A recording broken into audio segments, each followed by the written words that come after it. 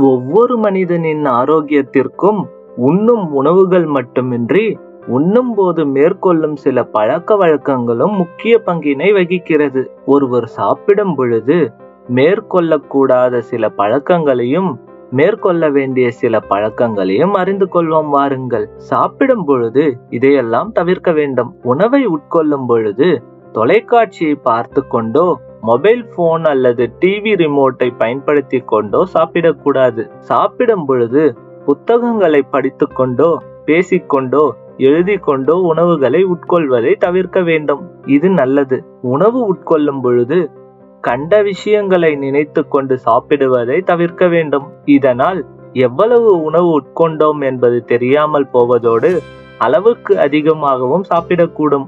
இதன் விளைவாக உடல் பருமன் அதிகரிக்கும் வாய்ப்பு உள்ளது. சாப்பிடும் பொழுது நின்று கொண்டோ அல்லது நடந்து கொண்டோ சாப்பிடும் பழக்கத்தை தவிர்க்க வேண்டும். அதே போல் தவறான நிலைகளில் அமர்ந்து உட்கொள்வதையும் தவிர்க்க வேண்டும். இதனால் உண்ணும் உணவுகள் வேகமாக செரிமானமாகிவிடும்.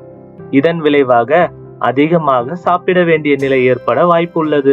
முக்கியமாக சாப்பிடும் போது கைகளை தரையில் ஊன்றி சாப்பிடக்கூடாது. கைகளை ஊன்றி சாப்பிடும் பொழுது வயிறு சுருங்கி விரைவில் வயிறு நிரம்பியது போன்று இருக்கும்.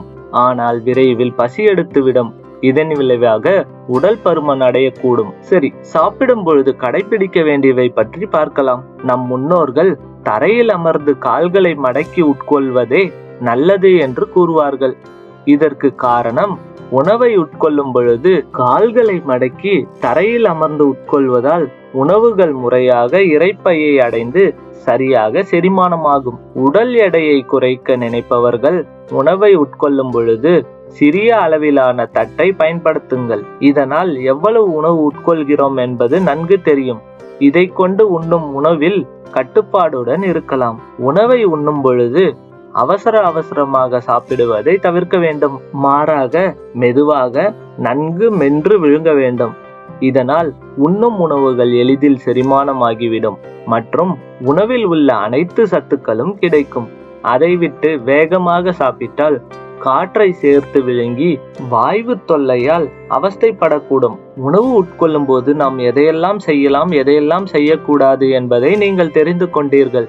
இந்த வீடியோவை உங்கள் நண்பர்களுக்கும் உறவினர்களுக்கும் ஷேர் செய்து அவர்களுக்கும் தெரிந்திடச் செய்யுங்கள். நல்ல விஷயம் அல்லவா?